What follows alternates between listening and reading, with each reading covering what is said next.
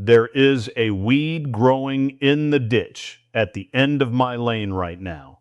It has been there every summer for as long as I can remember. My neighbor mows it down every few weeks because it looks untidy. Last winter, he set 11 mouse traps in his basement. I set 0. My name is Edwin Yoder. I farm in Holmes County, Ohio. This is my grandmother's trick, and it has not failed this family in 4 generations. Before I tell you what the plant is, I want you to understand something about how a mouse chooses where to live. A mouse does not wander randomly. She scouts. She follows scent trails, air currents, the smell of food, the smell of warmth, and the absence of anything that signals danger. She is making a decision every time she approaches a building. Give her one strong enough reason to turn around, and she will take it every time. My grandmother knew this without ever reading a word of science. She knew it because her mother taught her, and her mother's mother taught her before that, back in a farmhouse in Germany where a winter mouse problem meant spoiled grain and a hungry spring. The plant is peppermint, not the tea, not the candy, not the bottle of extract from the grocery store. The actual plant grown in your yard, cut fresh, and placed where mice enter.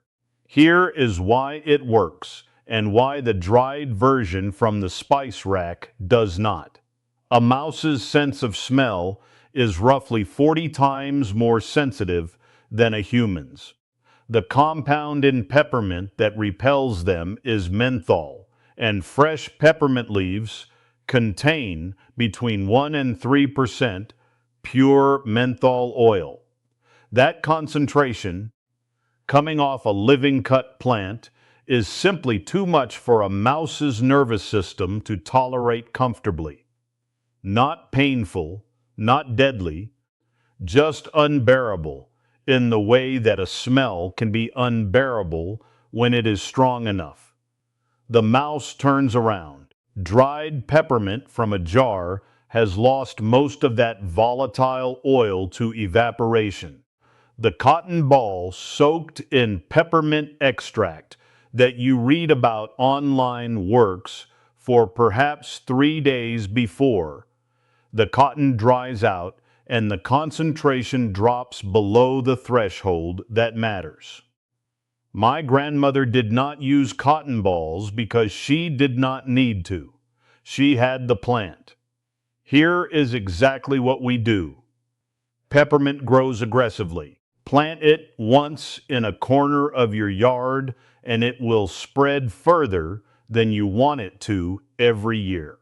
We keep ours in a bed along the north side of the barn where the shade slows it down slightly. By mid-June, the stems are full and the oil content is at its peak, right before the plant flowers. That is when we cut it. You want stems about 12 inches long, cut just before flowering. After the plant flowers, the oil begins to move into seed production and the menthol concentration drops. Cut before the flowers open and you have the strongest material of the year. Tie them in small bundles, 6 to 8 stems, nothing fancy, just twine wrapped twice. Then place them where mice enter, not in the middle of a room where a mouse is already inside. At the threshold, under the gap where a pipe enters the foundation wall, along the base of the door where the sweep does not quite seal, in the corner of the crawl space access, inside the opening where your dryer vent exits the house. Every entry point you can find, it on the bundles every 3 to 4 weeks through the fall and early winter, which is when mice are actively looking for somewhere warm to spend the season. By January, they have either committed to your house or found somewhere else. Our experience is they find somewhere else. Now I want to tell you what does not work so you do not waste your time. Peppermint oil from the store, diluted and sprayed, fades in hours. The cotton ball method fades in days. Planting peppermint outside and hoping the scent drifts in does nothing because the concentration drops too fast in open air. What works is fresh cut material placed directly at entry points, replaced on schedule. Not complicated, not expensive, just consistent. My grandmother was consistent. She cut bundles in June and again in August. She placed them in September when she started hearing the first scratching in the walls of other families in the district. She never heard scratching in her own walls, not once in the years I visited that house as a child. One more thing, and then I want to hear from you. Peppermint will not evict a mouse that is already living inside your walls. If you have an active infestation, deal with that first. Traps, a barn cat, whatever works for your situation. Then plant the peppermint. Cut the bundles in summer, place them in fall, and do not give the next mouse a reason to move in after the last one is gone. That is the whole system.